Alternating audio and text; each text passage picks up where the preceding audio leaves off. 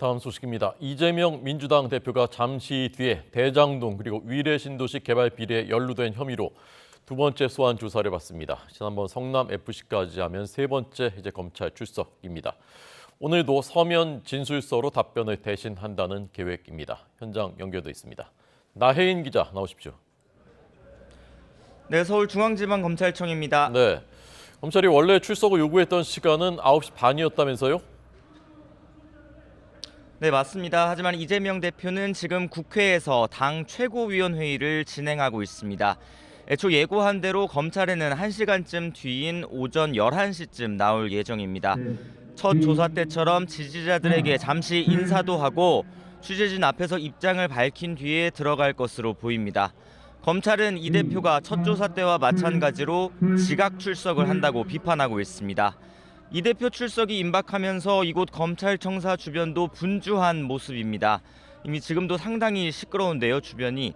질서 유지를 위한 경찰 버스와 기동대 인력이 곳곳에 배치됐고 청사 주변으론 이 대표 지지자들과 이 대표 처벌을 주장하는 보수단체 회원들이 속속 모여들고 있습니다. 검찰은 일단 이 대표 출석 전후나 귀가할 즈음에 청사 외곽 출입문을 통제하기로 했습니다. 안전 문제 때문인데 통제하는 동안에는 검찰 직원이나 미리 출입증을 받은 사람만 드나들 수 있습니다. 네. 자, 13일 전 처음 소환됐을 때는 서면 진술서를 내고 답변은 하지 않은 것으로 전해졌는데 오늘 조사는 어떻게 진행될 것 같습니까?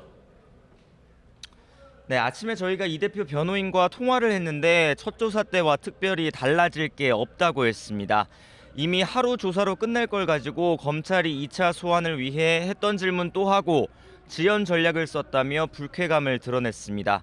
추가로 준비한 서면 진술서도 따로 없고 첫 조사 때 낸 걸로 답변을 가름한다는 계획입니다. 검찰은 첫 조사 때 준비한 질문을 다 못했고 실질적인 조사가 이루어지지 않았다며 실체적인 진실 규명을 위해 오늘은 구체적인 답변을 기대한다고 밝혔습니다. 그래주면 될 수 있는 대로 이번 조사에서 끝내겠다는 뜻도 내비쳤습니다. 오늘 조사에는 1차 때 이 대표를 신문했던 반부패 수사부 소속 부부장 검사 2명이 그대로 들어갑니다. 하지만 질문이 더 많아졌기 때문에 대장동 사건의 핵심인 특혜 배임뿐만 아니라 측근들의 뇌물과 불법 대선 자금 수수 혐의, 천화동인 지분 약속 혐의까지 광범위한 신문이 예상됩니다. 다만 이 대표 변호인은 측근들이 뒷돈을 받았다는 혐의와 이 대표가 무슨 관련이 있느냐며 더 할 말은 없다고 일축했습니다.